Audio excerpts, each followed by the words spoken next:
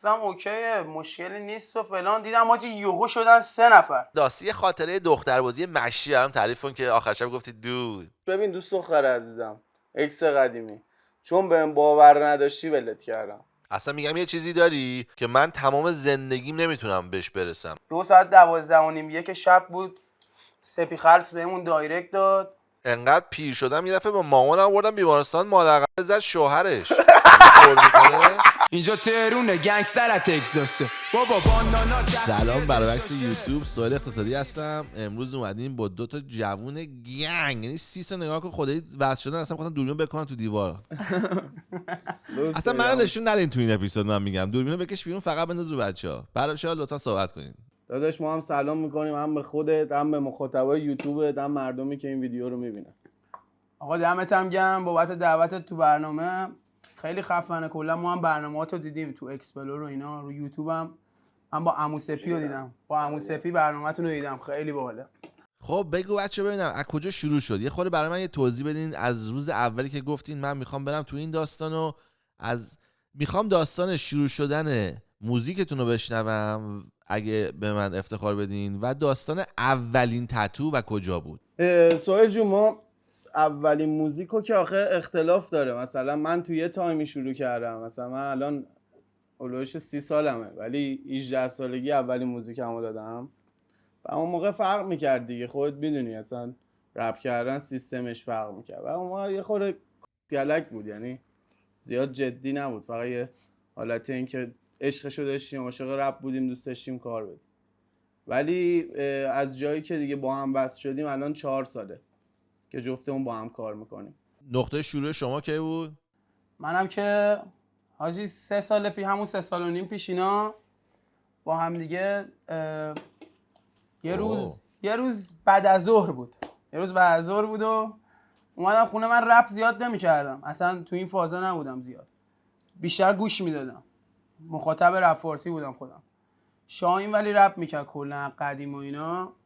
هیچی، یه دونه بیت دانلودی باحال پیدا کرده بودم، به شاهین گفتم این باحاله حاجی ببندیمش و اینا، تایید داد بهمون و بیتو گذاشتیم روش، یه فلبداه و اونو اومدیم و سبکمون اون موقع چیز بود، کلاب بود، کلاب رپ میکردیم. با این سبکی که الان داریم رپ میکنیم خیلی فرق میکرد. کارو دادیم بالا حاجی. اون موقع هزینه‌ام کش و اینا زیاد اصلا نداشتیم، کم، وضعیتمون کلا وضعیت جالبی نبود.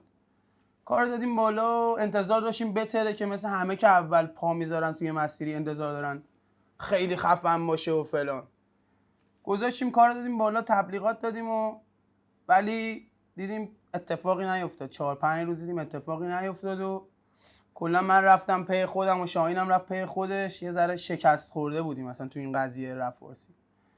رفتیم پی کار خودمون، هیت گرفتیم، خیلی هم مردم هیت گرفتیم به خاطر اون سبکی که داشتیم و استایلمون. ما کلا هیت زیاد میگیریم به خاطر استایلمون، نمیدونم چیه قضیه، هنوزم بهش حتی نرسیدم. هیت زیاد گرفتیم، اذیتمون کرد و حاجی یه انرژی خیلی باحالی از طرف رفیق خودت آقا سهیل اومد سمتمون، سپر خلصه. 2 ساعت 12:30 1 شب بود، سپی خلص بهمون دایرکت داد، سلام چطورین بچهای کجاینو. یه انرژی باحالی و با هم دیگه اوکی شدیم. کار ما اون موقع خیلی هم سپی رو دوست داشتیم، الان هم خیلی دوستش داریم، ولی اون موقع دیگه جزو فیوریت رپرامون بود، خیلی حال می‌کرد. یه انرژی خیلی خفنی بهمون داد عمو سپی، چون استارت کار بود، اولین ترک بود، اصلا فکرش هم نمی‌کردیم یه آرتیستی که مثلا تاپ مارکت بیاد اون موقع بهمون تکست بده و بهمون انرژی مثبت بده. سپر خیلی خاکیه، واقعا عالیه، فوق العاده است. حاجی من یه درس هم از عمو سپی گرفتم، واقعا با شخصیت ترینه تو تمام بچهای گنده که من دیدم. سپر با شخصیت ترینه، که یعنی از نظر اینکه خودشو گم نکنه. فعلا که خود با ما نامهربونه، حالا نمیدونم چرا ولی قبلا ما رو ببین نامهربونیش نامهربونه. خب اون هر کسی روی بدشو داره، من دارم راجع به روی خوبش صحبت میکنم. وقتی که خوبه با کسی که خوبه اصلا باور نکنی. یعنی مثلا یادم یه شب خونه‌اش بودم، بعد اومد بیرون از تخت خوابش، گفتش که سوی بار رو تخت بخواب. گفتم نه دادا من همین رو مبل میخوام. گفت تو با اون هیکل رو مبل بخوابی من اصلا شرمندگی میمیرم. گفتم خجالت بکش حرفو بزن، تو آرتیست کشور ما، برو بگیر رو مبل بخواب، برو بگیر رو تخت بخواب. بعد گفت نه خلاصه جفتمون رو ماب خوابیدیم با هم. من آفر دادم اون قبول نکرد. 2 تا ماب بود، اون روی یکی ماب، من روی یکی ماب. آجی خیلی عمو سپی باحاله، من خیلی دوستش دارم واقعا. هنوزم با اینکه یه ذره نمیدونم چی شد و از یه موقعی به بعد زیاد با هم صحبت نکردیم، چون خیلی با هم حرف میزدیم اوایلش، ولی خیلی دوستش دارم. کلا بجز اینکه تو موزیک کمکم کرد و اینا، یه حالی بهم داد، انرژی داد، بجز این قضیه معرفتم خیلی یادم داد. فهمیدی مثلا اون که تو اون اوج عمو سپی اومد دایرکت داد به ما، حالمون رو خوب کرد، یه وایب باحالی بود دیگه واسه استارت ما، چون ما واقعا حالمون بد بود، حاجی شکست خورده بودیم. مثلا احتمال داشت دیگه کار نکنیم واقعا. اوایلش هم واو. بود، انتظارمون خیلی بالا بود. خب بعد حالا پس اون انرژی رو گرفتین و شروع کردین. بعد کی بود که احساس کردین که آقا جواب دارین میگیریم؟ اون چیزی که انتظار داشتی دفعه اول که زایه شدین، کی زایگی تموم شد؟ کی گفتی آقا رفتیم توش بیبی؟ دستات کو بود. سر دستات کو. آره یه ترک دادیم که اسمش دستات کو بود و خیلی جواب گرفت. چند وقت پیش بودین؟ 3 سال پیش. به جز این قصه خود عمو سپی هم به ما گفتش فیت بدیم با هم، یعنی صحبت کردیم با هم، گفتیم عمو یه کار ببندیم، گفتش آره بابا ببندیم، اوکی شما باحال کارتون. آدم بدا بود دیگه. آدم بدا سپی بود که با هم بستیمش و کلا اونم که گفته بود مثلا اینو با هم میبندیمش، انگیزه باحالی بود واسمون دیگه. ولی افتادیم تو بازی همین دستاتکو نجات داد دیگه، قصه رو دستاتکو در آورد. اولین ترکی که همون شنیده اینجوری شد وارد موزیک شدیم. بعدش هم ولی از قدیم بود سوال من از قدیم کار میکردم، یعنی مثلا 18 گفتی تا 12 سال این تویی. آره بعد توی 12 سالی که این کارو میکردی میشه گفت که کی اتفاق افتاد که گفتی اوکی من دیگه میخوام از رپ، یعنی کارم رپ باشه دیگه، از رپ پول در بیارم، تو رپ زندگی کنم، شب بخوام راجع به رپ فکر کنم؟ چون تو 18 سال تو 12 سال فکر نمی‌کنم تو اولش جدی میگرفتیش رو حرفای خودت. نه اولش فقط تجربه بود، یعنی فقط داشتیم یاد میگرفتیم این استودیو برو حال و حول. آره فقط عشقش شد دیگه. همه دارن این دوره رو، یه سری ها میمونن یه سری هم دیگه میرن، ولی خب اون خیلی حال کردیم چون جواب گرفتیم، دیدیم مردم دوست دارن. یه سری ترک ها تو سبکای مختلف کار کردیم، بعد دیدیم که جواب میده و حال کردیم. الان تقریبا همون 3-4 ساله که ما زندگیمون پا رپه، یعنی ما از خانواده جدا شدیم دوتایی فقط برای اینکه بچسبیم به موزیک. خب حالا میشه برام داستان لطفاً اولین تتو رو تعریف کنین هر کدومتون؟ اولین تتو رو کجا گرفتین و داستانش چی بود؟ چون اولین تتو رو خیلی سخت شروع کردنش. خب داستان از کجا شروع شد؟ من بابام یعنی بابا من فوت کرده، یعنی بابای ما دیگه، ما داداش. بعد بابای منم فول تتو بود، کلا فول بود، کل بدنش داشت. بعد هیچ وقت موافق نبود که ما تتو بزنیم، حال نمیکرد، یعنی اصلا با این موضوع مشکل داشت که ما رو بدنمون بعد چون ما هم ورزش میکردیم، فوتبالیست بودیم، حال نمیکرد مثلا ما بیایم تو این راه بدنمون مثلا روش چیزی باشه. میگفتش خب مسیرتون رو عوض میکنه، مردم یه دید دیگه بهتون نگاه میکنن. اصلا موافقت نمیکرد، یعنی بابام خدا بیامرز موقعی که بود ما نمیتونستیم تتو بزنیم. بعد فکر کنم وقتی که فوت کرد، من مامانم رفته بود مسافرت، هیچ وقت یادم نمیره، زنگ زدم بهش گفتم من میخوام تتو بزنم. گفت اگه بزنی برگردم همونو برو بیرون. فکر کنم چند سال، 15 سالم بود. 15 سال. بابا همیشه زورش میچربه به پسر دیگه یا دختره، مامانه ولی زورش نمیرسه زیاد. آره میشه کاراشو کرد. مامان مهربونه، میتونی گولش بزنی، حرکتی کنی آروم شه. آره 2 تا بوسش کنی، 2 تا بغلش کنی سری. بابا نه میزنه. چه تتویی بود؟ اسم بابا؟ اولین تتو رو یه تکست زده بودم زیر این دستم بود که الان دیگه بلکه کلا. اودین تو هم میخوای؟ منم که اولین تتو داداش همون، منم سیس بابامو دیده بودم، خیلی حال کرده بودم، این میدیدمش هر روز، گفتم به چه تتوهایی ده. یه دونه هم اینجاش تتو سکسی داشت، چه تتویی. آره اونو همیشه نگاه میکردم و اینا، دوست داشتم بزنم دیگه، ولی میترسیدم از بابام، خیلی میترسیدم. گفتم چیکار کنم و اینا که فوت شد یه سنی و ما هم تا فوت شد دیگه 6 ماه بعد رفتیم سراغ تتو زدن. اصلا حال میکردم کلا با استایل تتو اینا. منم اولین تتویی که زدم اینو زدم. این اینجا یه دونه سمت راستم اینو کوبیدمش. چی هستش؟ یه تتو دونه مصری. مجسمه است. یه مجسمه. آها دیدم. اون اوایل فقط برای قشنگی بود واقعیت دیگه. حال میکردی دوستش یه چی بزنی، نگاه میکردی میگفتی چه باحال میزنه نشون بده. ولی کم کم که جلو میری حالا برای کسی که نزده چیزی داری؟ برای خودت، برای خود 15 سالت الان مسیجی داری تو سن 30 سالگی شاهین؟ آره بزن، تتو بزن. شما همینو میگی؟ من قطعا همینو میگم. من چون اگه دوست داره بزنه، اگه حال نمیکنه نزنه. به لایف استایلشو با همون بدون تتویی دوست داره و اینا نزنه. ولی اگه اونی که قانون مثلا شکن- رفیقاش میزنن خودش دوست نداره ولی دوستش میگن بزن باحال، اون نباید بزن. درست میگم؟ آره دیگه، اگه حال میکنه با خودش اون مدلی نزنه به نظرم. چون هی میگه مثلا پشیمون من همیشه میشم واسم چند خیلی سال سخته. اصلا بعد. یه حرفی هست آره. بین جوونا دیدی میگه آقا این تتو رو زدی پشیمون نمیشی. من 1000 بار اینو شنیدم واقعا. بالای 1000. یعنی واقعا میگم چرا باید پشیمون بشی؟ اصلا چه دلیل داره از کاری که کردی، تتویی که رو بدن زدی پشیمون شی؟ چون چیز خاصی یه کار باحالیه که حال میده دیگه. تتو خیلی خفنه. تو صورت هم دارین یا نه؟ آره صورت فیس تتو تازه شروع کردیم ولی امیدواریم که جلو نریم. ما دوتا جفتمون یه تتو داریم خیلی دوستش داریم. پشت لبمونه. من میخوای به دوربین نشونش اوه بدیم؟ تو آره زیر لبمونه. آره زیر لبمون زدیمش. نشون میدی؟ نشون بده نشون اصلا بده. دوی. اینه دیگه. معلوم نمیشه. معلوم میشه؟ معلوم نمیشه. خیلی باور نه. آره یعنی اصلا تتو مورد علاقمون زیر لبمونه، اونم اسم مامانمونه. اسم مامانمون نیست دیگه، زدیم ماما. مادرمون تو زندگیمون اصلا خیلی لطف داشته. توجه بهمون کردی خودش. تنها تتو ستی که من و تو داریم اینه. تنها تتو ستمون. یعنی بین این همه تتو هیچ تتوی شبیه هم نداریم. یعنی هر چی تتو داره مال چقدر خودش. جالب. ما به همه تتوهای همدیگه حسودی میکردیم. شاهین مثلا یه تریو میخواست بزنه، میگفتم داش اینو مثلا بذار من بزنم، تو نزن. میگفت اوکی. مثلا یکی رو من میزنم، میگفت بزن. اینو جفتمون هیچ حسودی روش نداشتیم چون ماما بود. خیلی حال داد بهمون. چقدر باحال من، چقدر باحال. بعد الان زندگی چطوری شده که مثلا جفتتون معروف شدین با هم میرین بیرون داداشین؟ باحال. دخترا میان مثلا یه یه خاطره دختربازی مشی برام تعریف کن که آخر شب گفتی دود خوشحالم کجایی که هستم. دختر باز آخه یه چی بگم، ما خداییش میگم، خداییش این واقعیته. ما قبل از فیم داشتن خب این داستانمون اوکی بود. یعنی اصلا هیچ مشکلی توی دختربازی نبود.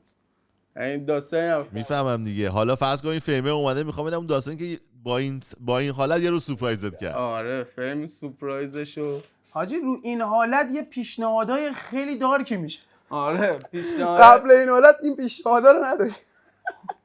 آره پیشنهاد. این ببین اون همیشه یه چیز معمولیه. مثلا دیگه حالا دختر پسر. ولی موقعی که فیم به دست میاری اصلا یه درخواستای عجیب غریبی ازت میشه. اصلا نمیشه. بعد هنگ میکنی یه لحظه به خودت میای میگی یعنی چی؟ واقعیت این اصلا این یکیشو بگو دارم از کنجکاوی سکته میکنم. بذار من یکیشو بگم. همین چند شب پیش بود، برای تولد شاهین بود، مهر بود چند روز پیش که درسته دیگه. آره دیگه. تولد بگی مبارک شه. واقعا. بذار بگیم دیگه. حالا اگه چیز باشه یه جایش حذف کن. حاجی من هایپ بودم، تولد شاهین بود دیگه، حالم خیلی خوب بود. بعد داشتم همینجوری میچرخیدم، کلا 4-5 پسر بودیم و حاجی میتونیم بگیم؟ آره هر چی میخوای بگو. آره راحت. اصلا ما اصلا کلا اینجوریم. یعنی مثلا ما پسر غریبه نمیبینیم. یه هودی داریم، یه چند تا بچهای خودمونن، کلا فکر کنم به انگوشه دست، یه دست 5 تا 4 تا اینجوریم. بقیه‌اش دیگه فقط آره دیگه دختر میشه و خودمون 4-5 تا پسر، مثلا 10-15 تا دختر، کسایی که دوستمون دارن و جمع میشیم دورم وایب میکنیم، حال میده. بعد آجی چی دم میز بودیم و همینجوری منم خیلی هایپ بودم دیگه، همه کار کرده بودم آجی. یو اومدم این ورتب بغل یه دونه دختره، دیدم خیلی باحال فیسش، باهاش صحبت داشتم میکردم و یو همینجوری با هم دیگه که کانکت شدیم که اوکی باشه همه چی و بریم صحبت کنیم تو اتاق با هم دیگه. یو دیدم یکی از دوستاشم اومد بغلش گفت منم باید بیام. گفت 2 نفره فقط ما دوتاییم. گفتم من نگاه کردم گفتم اوکی، من خیلی بالا بودم، گفتم اوکی مشکلی نیست و فلان. دیدم حاجی یهو شدن 3 نفر. اون یکی گفت منم باید بیام. یهو منم هنگ کردم گفتم جدی الان این شوخیه، دوربین مخفیه چیه؟ نگاه کردم گفتم حاجی خیلی دوست دارم ولی واقعیت رو اگه بخوای در توان من نیست، این موضوع در توان من نیست اصلا تو این حالت، خصوصا خدافظ. همونو پاره پاره رفتم یه گوشه حاجی 20 دقیقه دارکی کشید. نمیتونستم این جمله رو دیگه، واقعا پشمام ریخته بود. وای خیلی خوب بوده. من هرزه که میرفتم میگفتم، به اونا نمیگفتم در توانم نیست، در توان من هم نیست، ولی میرفتم. آره دیگه این یکی از موضوعاش بود. خیلی زیاده این موضوع ولی آره اصلا دارک بود برام. ولی یه داستانی که منو خیلی اذیت میکنه اینه که مثلا یه دختر میاد هم به من دایرکت میده هم به اودین دایرکت میده. اینو خیلی دوست ندارم واقعا. بابا شاید ما بخوایم از اون دایرکت زم بگیریم یه روزی. نه هم به من. بابا راست دارم میگم به قرآن، اصلا نمیشه که تو بیای هم به من. حاجی یه روز داشتیم، یه بار اینو بگو. بذار من بگم، یه روز داشتیم خیلی باحال بود. یه روز اتو دایرکت من با یکی یک شنبه فیکس کرده بودم، شاهین با یکی سه شنبه چیده بود، همون یه دونه. به شاهین نشون دادم حاجی من دارم اینو یک شنبه میارم پیش خودم. یهو شاهین گفت این لاشی با من سه شنبه تا اومم نه با من سه شنبه بسته داشت کجا داریم. کثافت 2 روز فاصله گذاشته بود بین من و شاهین. خب باز افتری اودین رو پس بدم بعد برام شاهین. وا خیلی خوب بود. حالا کی رفت؟ روی این قضیه ذره تعصبیم. آره داداش ما اصلا این پیشنهاد بهمون میشه ولی هیچ حال نمی‌کنیم. اصلا انجام نمیدیم پیشنهادای این مدلیو.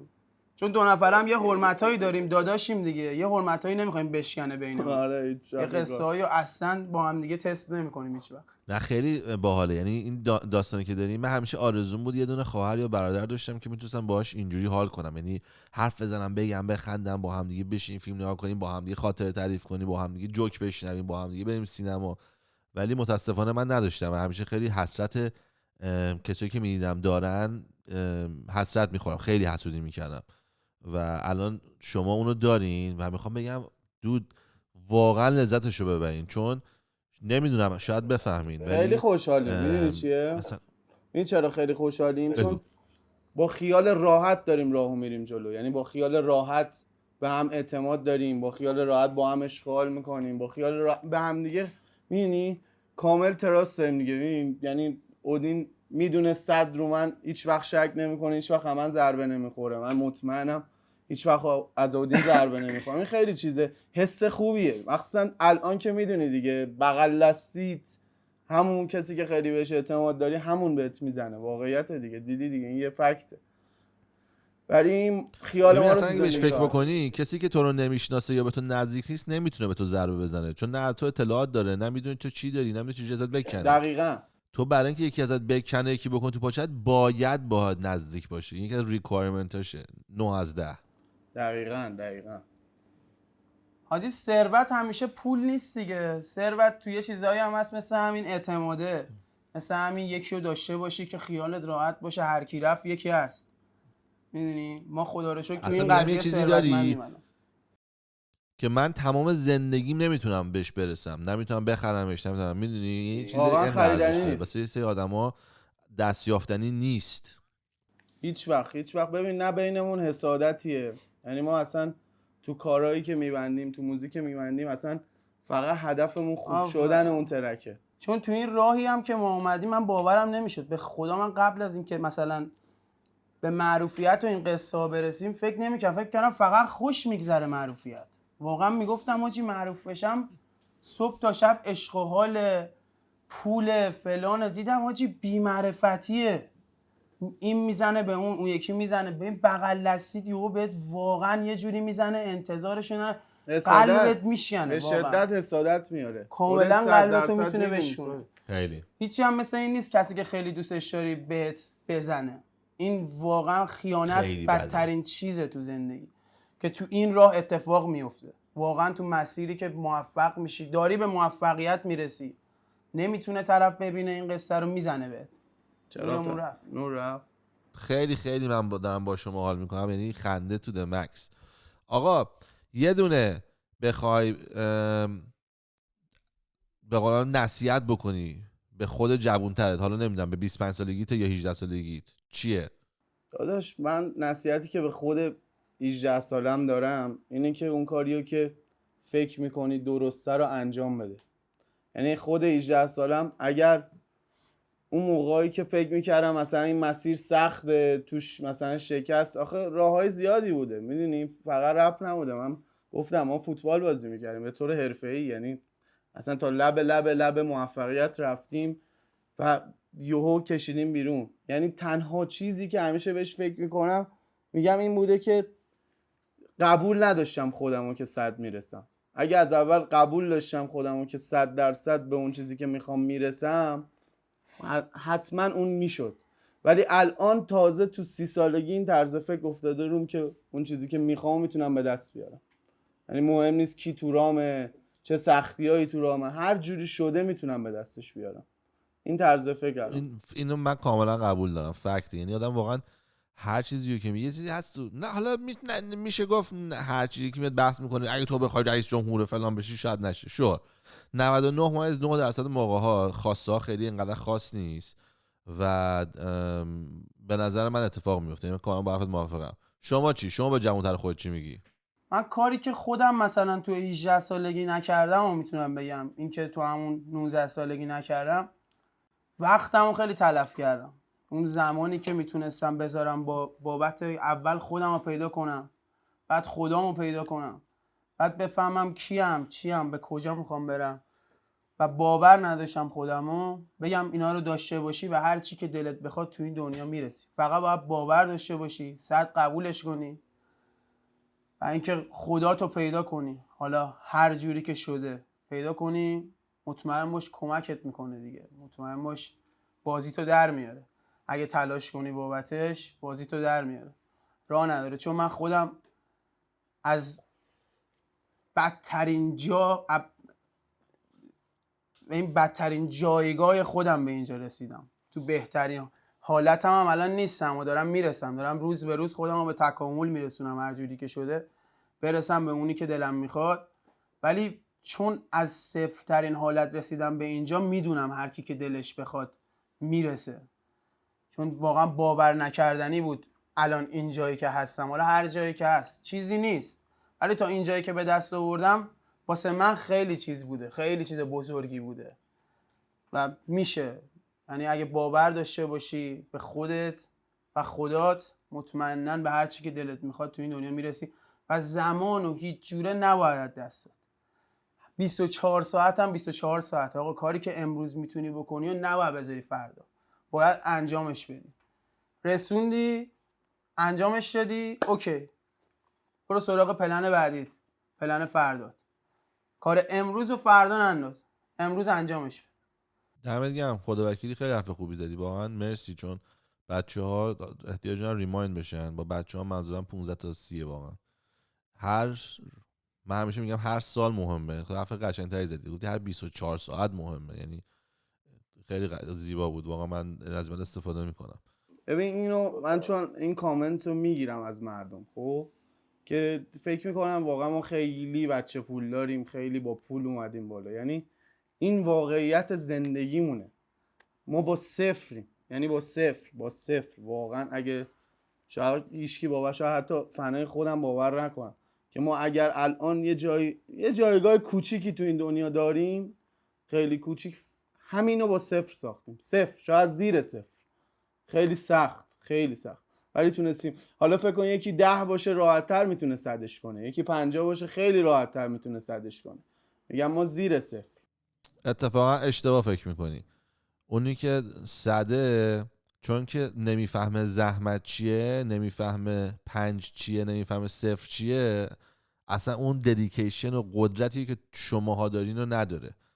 تمام آدمایی که گندن ددیکیشن، مهم نیست بابات پولدار باشه یا نه، مهم اینه تو چجوری زندگی میکنی، چجوری میبینی. من و خواهرم توی یه خونه بزرگ شدیم. خواهر من، اینو یه داستان تعریف میکنم که یه مثاله از هزاران مثال.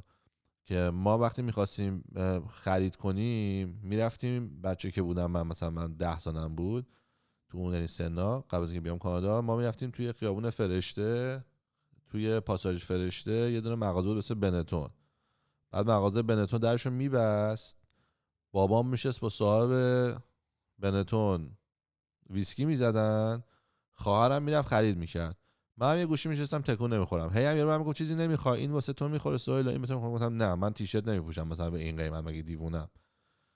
بعد خواهرم میومد و نمیدونم یه تعداد زیادی لباس میذاشت روی میز و بابام بلند میشد میگفتش که اوکی چقدر میشه، اونم میگفت قابل تو نداره، به خدا ما که رفیقم، میگفت نه بیزنسه. بعد اونم میشست میگه تو تم میگه تو پاچه بابا ما احتمالاً مطمئنن. بعد چیز میکرد دیگه، نمیخوام اسمشو بگم. و بعدش هم دیگه می اومدیم خونه و من همیشه سوال بود که چطوری مثلا خواهرام میتونه اینجوری پولو به فنا بده. بعد وقتی که من زندگیم شروع کردم موفق شدن، همه بهم میگفتن خب بابات پول داره، یعنی حرفی که تو میزنید. و حالا تو سنوری من بابام پولدارم بود، میدونی، ولی هیچ حرفا رو باور نمیکنه. گفتم بابا من پولدار نیستم، بابام پول داره، من نمیتونم برم به بابام میگم $1000 کفش بخرم. مثلا میگم اون نه اون کفش رو لذت میبرم نه شب خوابم میبره، میگم احمقم، آدم بیشوری هستم، میدونی. ولی الان من کفش زیر $500 ندارم، مثلا 90% کفشام. چرا؟ چون خودم کردمش. میفهمم شما چی میگی دقیقاً. ایول. آره یه دیدگاه دیگه است، خیلی هم درسته. دقیقاً آقا من یه سری سوال ازتون میپرسم، لطفاً دیگه جواب بدین هر جوری که دوست دارین، هیچ نوع قانونی اینجا نداریم. بهترین کتابی که تو زندگیتون خوندین؟ کتابای درسی مدرسه. تو هم بگو قرآن دیگه.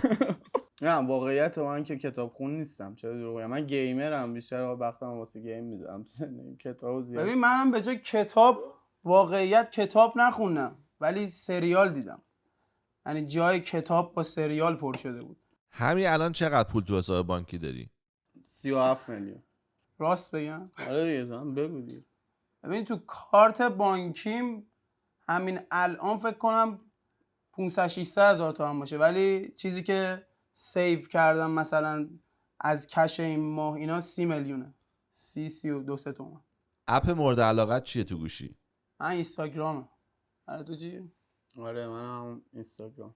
به چه چیزی اعتیاد داری؟ من به OCD اعتیاد دارم. بهترین حالت مسافرت چیه؟ پروژه‌هاتو تکمیل کرده باشی، فکرت آزاد باشه، راحت بری مسافرت.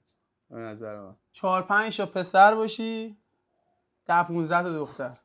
اگه یه خانوم بخواد تو رو به دست بیاره باید چیکار کنه؟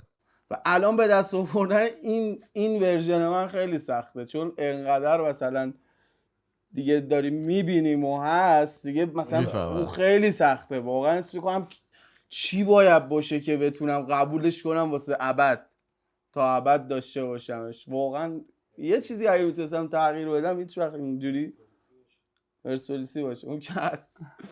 ولی خب من دوست دارم زنم این خودم پایه باشه، دوستم خیلی هایی باشه، میدونی اون انرژی رو به من بده. دوست دختر زن نمیدونم واقعا بعد بلوند باشه، اینم باشه. این دیگه زنمه دیگه آقا جون، من زن بلوند میگیرم. آره قبوله کاملا. شما؟ حاجی من چون واقعیت تا الان دوست دختر نداشتم، یعنی از بچگیم تا الان فقط هر کی بوده دوستم بوده، همون دوست معمولی و اینا بودیم با هم دیگه. یه ذره سخته به دست آوردن. 2 روز پیش به من یه دختر اومد پیش من گفت تو رفیقمی، گفتش شما رفیقین، مگه آدم رفیقشو میکنه؟ همین حرفو زد. دوست با رفیق فرق اگه میکنه. دوستت آدم دوستشو میکنه من آدم کدوم آدم دیدی بگیره دوست خودشو بکنه؟ خودت به قرآن خودش بهم گفت. خب داداش رفیق با دوست فرق میکنه. ببین آخر می‌خواست بیاد به من بعد اومد بغل دختره گفتش شما خیلی می‌تازید. دختره گفت ما دوستیم. بعد گفتش آدم اگه دوست خودش به دوستش میده. حاجی من واقعیت الان حال حاضر کلا نمیخوام فعلا، ولی به دست آوردنی نیستی. باید یه دختر، آره به دست آوردنی نیستم واقعیت، ولی باید یه دختر داداش تا یه سال آینده بیاد بهم تنها چیزی که ازش بگیرم آرامش باشه دیگه، یا آرامش باحالی ازش بگیرم. همین فیسش هم مهمه ولی در کنار آرامش. همین فکر کن یه فیس پر از آرامش نمیشه خودش اون آرامشو میبره دیگه. آفرین کل آرامش تو میگیره. صبح پا میشی نگاهش این آرامش تو گرفته شد، میخوای بخوابی اصلا آرامش نداری بخوابی. حاجی دختر باید هر روز صبح از خواب بلند میشه بغلت با یه تیپ بلند شه. خیلی اون دختر بسته. تو خوابی بلند شی ببینی تیپش عوض شده، به یه بهتر از این نه. خیلی بالا. با خواب نه دیگه، هر وقت در وا میکنه تیپش عوض شده باشه. بهتر نی؟ ببین دختر که تیپش عوض میشه داستانم زیاد داره. من دختری دوست دارم که وقتی بهش میگم میای الان بریم بیرون بتونه 10 دقیقه حاضر شه. اونی که تو داری میگی این ویژگی رو از دست میده، بعد تو لایف اینو اذیتت میکنه. آفرین، به اینش فکر نکردم. این دید نیده بودمش. 10 دقیقه هیچ اینو دختری حواست حاضر باشه. نمیشه. اینو من دارم میگم، اینو هم بشنویم پسر و دختر. برو هیچ دوده. دختری 10 دقیقه آماده نمیشه، اصلا پنجره رو امکان باز. نداره، امکان نداره. اگه تونستی به من پنجره نشون اتاق بدی من باز. هرچی. من واقعا اگه زنم نمیشد باور نمیکردم، ولی مثلا قیافه آره بعد نه فکر کنیم مثلا این هوملس میاد بیرون و آینه قشنگ میاد بیرون قیافش سکسی میاد بیرون. حالا ماتیک مثلا فقط ماتیک زده، حالا مثلا چشش آرایش نکرده آره، ولی میگم یه کرم پودر ملو یه ماتیک مورو میبنده میاد 10 دقیقه بعد پایین داره دقیقه میزنه میگه دیوس من دخترم تو چه گویی میخوری هنوز داری حاضر میشی. من مثلا دارم تیشرتم اونجا دقیقم دستم میگه آقا چی اودین خیلی دیر حاضر میشه، خیلی دیر حاضر میشه. حالا من حاجی به خاطر اوسیدیه، به خدا به OCD خدا به دارم. خاطر اوسیدیه. من واسیدی دارم وسواس خیلی شدید داره، اصلا واقعا چرا دروغ بگم مخمو شدم بیمار اوسیدی آخه، وسواسیم کردم بس که بعد بیا اکس لق بعدیا. من دلم سیاست. اودین لذتت بی دی اس نبود. علی اگه اومد این دفعه رو تخت ببندی. ژانرهای فیلم مورد علاقت چیه؟ تخیلی هیجان انگیز. منم حاجی تایپ فیلمیم وایکینگیه دیگه، کلا تو جنگل و اینا باشن، مثل سریال سی، مثل سریال وایکینگ، تو اون ژانر. تنها چیزی که بدون اون نمیتونی زندگی کنی چیه؟ مادرمو خیلی دوست دارم ولی بدون اعتماد به نفسم اصلا نمیتونم زندگی کنم دیگه. با کی بیشتر درد و دل میکنی؟ من با خدا. منم با اودین دیگه، خداست دیگه. من با اودین درد دارم. اگر پول هدف نبود و موفقیت تضمین شده بود چه شغلی رو انتخاب میکردی؟ من باز رپ رو انتخاب میکردم واقعا. آخه تو سن پایین یه چیز دیگه بود، الان یه چیز دیگه است. الان فقط رپه، ولی خب تو سن پایین من خیلی فوتبال رو دوست دارم. چرا دروغ بگم؟ یعنی من اصلا واقعا جزو فنای فوتبال به شدتم و دوست داشتم شاید واقعا اون فوتبالیست میشد. آره خیلی حاجی این دوست داشتم. سوال آخه سوال میدونی سختیه جواب دادنش، چون من فضای رپ رو دیدم، رپ زندگیمون نجات داده و اینا. نمیدونم چجوری باید بگم، خارج از رپ نمیتونم بگم چیزی و به نظرم رپ فقط جوابش. خب همینه دیگه، هر کسی از روی زندگی خودش به یه پوینتی رسیده. حالا یکی تو اونی که هست رو هم دوست داره، یکی تو اونی که هست میگه نه همچنین می‌خواست دکتر شم، دکتر نشدم آدم این. واسه همین خیلی خوبه که تو می‌خوای رپ بشی، نشون میده که چیز خوبی انتخاب کردی. احمقانه ترین کاری که تا حالا تو زندگیت انجام دادی چی بوده؟ یه کسی رو یه آدم غریبه رو مثل خانواده‌ام دیدم. منم میتونم بگم اعتماد کردن زیادم بوده به خیلی از آدما. الگو تو زندگی کی بوده؟ بگو دیگه اول تو داشتی؟ آخه الگو خاصی منو نگاه میکنم یعنی مثلا 100 بیام بگم یه الگو خاص داشته، آخه نمیتونم بگم. یه الگویی دارم که نمیتونم بگم کی. حاجی من اوایلش که شروع کردم واقعیت امینم بوده، اونم از روی فیلم زندگیش 8 مایل. اصلا اونو دیدم یهو دیوونه شدم، گفتم حاجی به زندگی اینو نگاه چی بوده چی شده، پس منم میتونم بشم، منم میتونم هر چی که دلم میخواد بشم. اگه واقعیت باشه زندگیش واقعا اون باشه فیلمش، دمت گرم امینم به خدا. واقعا همون بوده. خب خیلی خفن. خیلی ها میگن آخه ایتمایل واقعیت نیست. نه دروغه، ایتمان کاملا واقعیت. اصلا یعنی خودش نوشته راجع به زندگی خودشه، بایوگرافی خودشه، همه اسمام حتی واقعیه. ربیت پیش میگفتن اینا همه اونها واقعیه. ایوه. اون دیگه خیلی، اون دیگه درد و واقعا تبدیل کرده به موفقیت، درد و واقعا تبدیل کرده به یه نیروی بزرگ. بتونی درد رو تبدیل کنی به نیروی بزرگ خیلی گنگ. اولین بار کی عاشق شدی که فکر میکنم جفتتون نشدین؟ نه من شدم. من زیاد عاشق میشم به خدا، هر کی خوب باشه عاشقش میشه. فکت. خوشت بیاد از یارو طرفم اون تایپت بود نه خدایی 2 بار عاشق شدم و دوست دخترم چون بهم باور نداشت. ببین دوست دختر عزیزم، اکس قدیمی، چون بهم باور نداشتی ولت کردم. اینو مطمئن باش، فقط اینجا پیش هم سهیل میگم بهم باور نداشت. همیشه بهم میگفت که آقا این چه کاریه داری میکنی، چسبیدی به چی، بیا پول درآ بیا و باورم نداشت. گفتم دیگه اکسم پیچید رفت قبل فیمم، الان برای بد بیا اینه و کارما. نه فکت، راست میگی واقعا. من عاشق نشدم ولی میدونم یه روزی خیلی عاشق میشم، یعنی میدونم یه روزی یه چیز عجیبی توم روشن میشه از این قصه، چون از دور و بریام خیلی یاد گرفتم. سعی کن آرومش کنی، چون یه زیادی عاشق بشی دختر سوارت میشه دهنتو سرویس میکنه. تو هم تجربه نداری، اولین عاشقی تو میخوای تا ته بری، بعد یارو میبینه تو این خطی تا ته میکنه. حالا به نظرت کدوممون میتونیم یه زن بهتر بگیریم؟ شاهین. تموم شده. همیشه بهش گفتم زن این حرف تو سوری جان نگهدار، زنامون رو در آینده میبینی. این حرفو همینجا تجربهش بیشتره، احتمال این که دختر داداش این فکر کنی کم تجربه است. داداش این تنه بازیه که به نظرم تجربه نمیخواد. زن انتخاب کردن تجربه نمیخواد. میخواد بابا 100%. باور کن تجربه. ببین رابطه طولانی با رابطه کوتاه فرق داره. خب اگر تعداد رابطه‌های طولانی کم باشه، تو رابطه طولانی بی تجربه ای، بعد لانگ ترم میبازی. بعدیش اینه وقتی میفهمی بازنده‌ای 48 سالته با 2 تا بچه میگی خارش سرویس.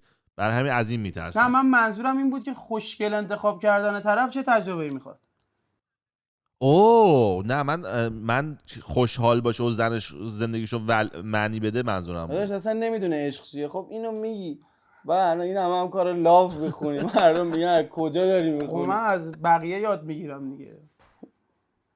از بقیه یاد بگیری خفن‌تره تا تجربه کنی و شکستشو بخوری. درسته؟ آخه نمیشه تو عشق نمیشه. آقا تو عشق اصلا نمیشه، باید خودت تجربه کنی. نمیشه. باید صد خودت کنی.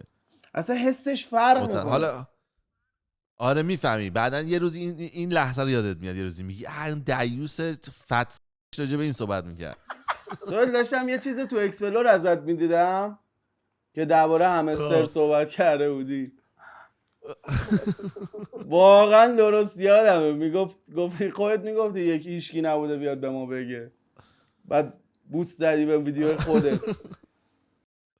یکی زیرش کامنت گذاشته بود که معما که حل گردد همه جا آسانج گردد. گفتم دیوس ویدیو تاریخ داره، بفهمیم چیکار میکنه. اصلا شیشیق بودی تو اون ویدیو. آره اونجا زده بودم اینا رو کنگو شدی ده زدن در من، گفتم بذار باشه چند وقت. من یه دونه فکت باحال راجع به این همستر دیده بودم تو اکسلو، خیلی باحال بود. نوشته بود پول از کون همستر در نمیاد، تو دهن شیر در.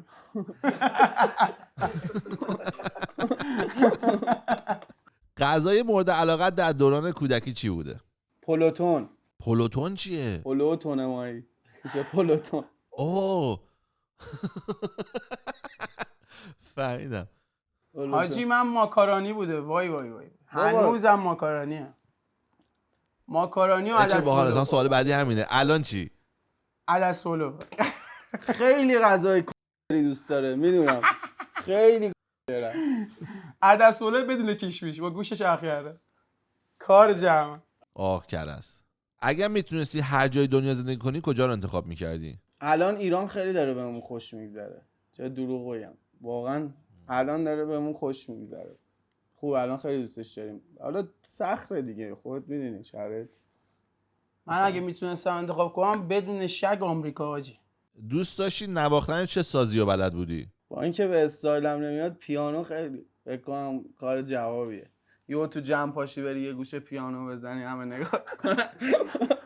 آره خدایی. تو اینجوری بزنه یه کت تنت داشه کتر اینجوری بتمنی بدی شقه آفرین. بندازی پشت صندلی کتو. ببین راه نداره، کارش جوابتر از فیم و پوله، یعنی همه این جمعو میزنی. راستی. من حاجی گیتار یه جورایی بلدم ولی تا تش نرفتم. میخوام برم دوباره یاد بگیرم. گیتار 10 سال پیش میدونی چی بود؟ حکم یه بدن خیلی فیتو داشت. یعنی هر کسی گیتار در می آورد توی جمع واقعا مثلا داش قدیمی ها یادشونه یا یکی میشست یه خورم میخوند و اصلا کار رو جمع میکرد. آره همه رو جمع میکرد خوراک دور شما خودش. بغل آب. اون خیلی زرنگ بود به قرآن. اونی که گیتار اون 12 سال پیش اونی که گیتار بلد بود با اونی که رو سرش میچرخید. حاجی نصف این بازی‌ها واقعا نصف این بازی‌ها واقعا به خاطر بازی بوده. واقعا به خاطر بازی بوده. یعنی من نصف خودم دیگه واسه چی رفتم بوده؟ گیتار رو یاد بگیرم فقط به خاطر بازی. یعنی بتونم اینو بزنم. ببین توی هر جمع. کی تو دنیا گیتار یاد گرفته همین بوده. پیر شدیم نه؟ من که دیگه اصلا انقدر پیر شدم یه دفعه با مامانم آوردم بیمارستان، مادر زد شوهرش کار میکنه. اصلا حتی نپرسید، یعنی گفت خب معلومه شوهرش دیگه. عالی بود. ایوه این خیلی بده. این بده حداقل بپرسید. اصلا شک کم نداشت. خب آبیستی دیگه معلوم هم هستش که زن جوون گرفته. به چه چیزت افتخار میکنی؟ من واقعا به فکت زندگیم تا الان افتخار میکنم. به خدا قسم خیلی دوستش دارم. یه فکت واقعا قهرمانیه.